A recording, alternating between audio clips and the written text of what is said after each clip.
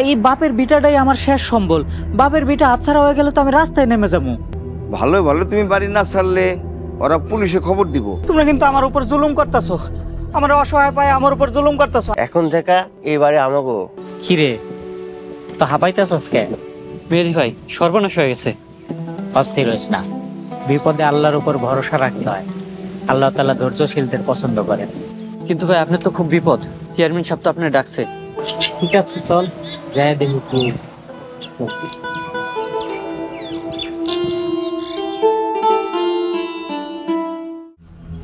আসসালামু আলাইকুম কাকা। ওয়ালাইকুম আসসালাম।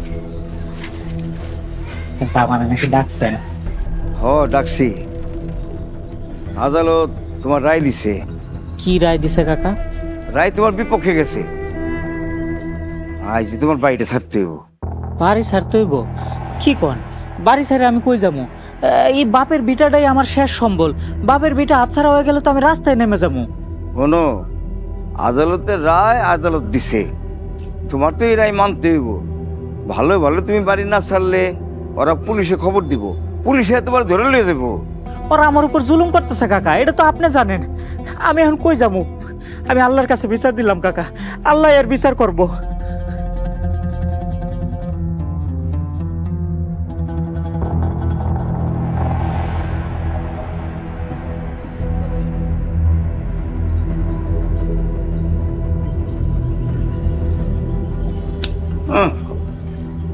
আল্লাহর খায়া দেয়ার কাম নাই, আল্লাহর বিচার করতে আইব। এটা কামলার বিচার আল্লাহ করবো, আর কাম নাই খায়া দেয়া।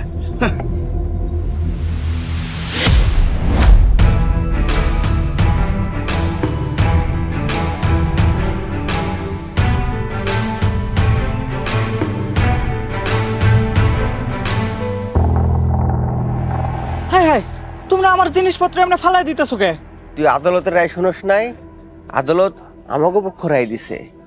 এখন থেকে এবারে আমাকে আদালত রায় দিছে শুনছি, ঠিক আছে, কিন্তু আদালতের রায়ের বিপক্ষে তো আমি আবার আদালতে যাইতে পারবো। এই পর্যন্ত আমার একটু সময় দাও। যা খুশি কর, তবে বাড়ি থেকে বের হয়ে গিয়া কর, আর এক সেকেন্ডও বাড়িতে থাকবি না। তোমরা কিন্তু আমার উপর জুলুম করতেছো, আমার অসহায় পায় আমার উপর জুলুম করতেছো। আমি আল্লাহর কাছে বিচার দিলাম, আল্লাহ তোমাকে বিচার করব। আরে যা যা, তোর আল্লাহরে ক আদালত আমাকে পক্ষ রায় দিছে, এই বাড়িতে আমরা থাকুম। আর খারাপ কর যাবি না, ঘাট ধাক্কা দিয়ে বের করে দেবো।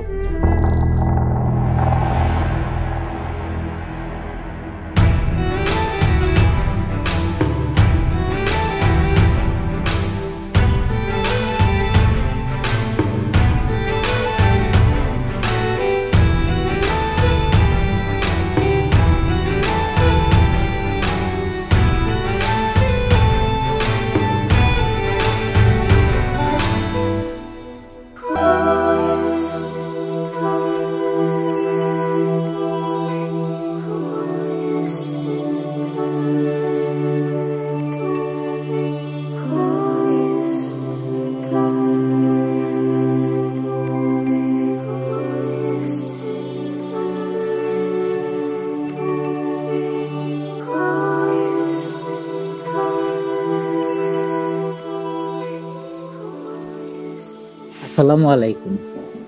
ওয়ালাইকুম আসসালাম। তুমি কে বাবা? আমার নাম মেহেদি। তা না হয় বুঝলাম যে তোমার নাম মেহেদি, কিন্তু তুমি আমার জায়গায় নামাজ পড়তেছো কেন? পুরা দুনিয়াটাই তো আল্লাহর, তার সৃষ্টি করা জমিনে তিনি আমাদেরকে পাঠাইছেন তার ইবাদত করার জন্য। আশেপাশে কোনো মসজিদ খুঁজে পাইতেছিলাম না, কই আছে তাও জানি না। এখানে কোনো মানুষজন নাই যে কাউরে জিজ্ঞেস করুম, তাই ভাবলাম এখানে দাঁড়াই নামাজটা আদায় করে নেই, ওয়াক্ত হয়ে গেছে। তা তো বুঝলাম, কিন্তু তুমি যে আমার জায়গায় আমার অনুমতি ছাড়া নামাজ পড়ছো, এখন আমি যদি ক্ষতিপূরণ দাবি করি তাইলে কি হইব? নামাজ ফরজ, আল্লাহ তাআলার হুকুম, এটা পড়তেই হইব। আল্লাহর হুকুম পালনের জন্য যদি আমার জীবনও দিয়ে দিতে হয় আমি তাতেও রাজি আছি। তাই নাকি?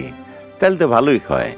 শোনো, তুমি যদি টানা 1 বছর আমার লেগা বিনা মায়নায় কামলা খাটতে পারো, তাইলে আমি তোমারে ক্ষমা করে দিতে পারি।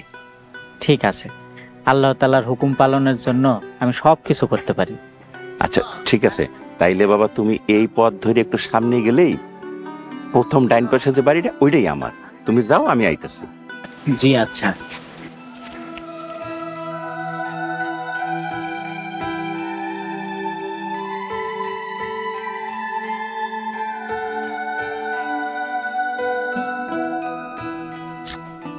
পোলাটা দেখে তো ভালোই মনে হয়। আসলে কেউ বাড়ি যাইবো না পলাইবো? আচ্ছা ঠিক আছে, আমিও পিছিয়ে পিছিয়ে গিয়ে দেখি ভাই কি করে।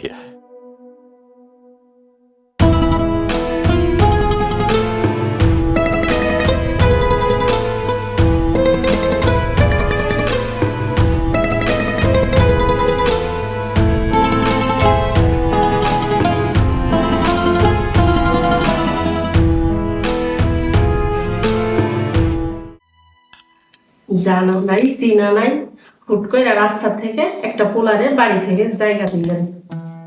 আরে মেহেদি একটা সৎ ছেলে, ওর মতো নামাজি এবং বিশ্বস্ত ছেলে তুমি এই তল্লাটে খুঁজলে হাজার একটাও পাইবে না, বুঝলা?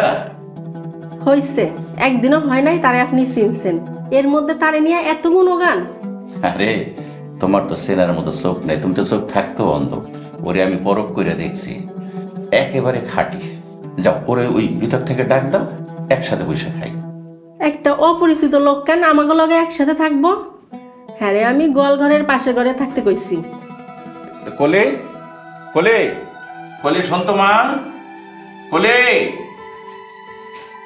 কি হয়েছে আব্বা?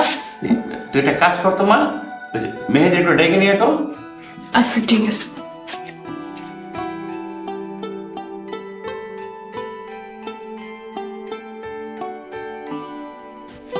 আসেন। চাচা আমায় ডাকছেন? হ্যাঁ বাবা, তুমি রাতের খাবার তো খাও নাই, বসো আমার সাথে বসে রাতের খাবার খাও। হ্যাঁ কেন আমাকে লগে খাইব? আমরা হইলাম মাহাজন, সে হইল সামান্য কামলা। আরে কামলা খাটনের কথা তো আমি, আরে ওরও তো শুধুমাত্র আমি পরীক্ষা করার লেগে কইছিলাম।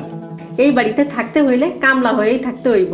একটা অপরিচিত পোলার লেগা আপনার এত দরদ কেন বুঝি না। বুঝবা বুঝবা, একটু সবুর করো, তুমি সবই বুঝতে পারবা। চাচা কোনো সমস্যা নেই, আমি কই কি আমার বাঘের খাওয়ানটা দিয়ে দিলে আমি ঘরে নিয়ে গিয়ে খাইতাম। কলি মা, ওই মেহেদির খাবারটা নিয়ে ওর ঘরে দিয়ে আয়। আর মেহেদি বাবা, তুমি তোমার ঘরে যাও। জি চাচা, আসি। আচ্ছা।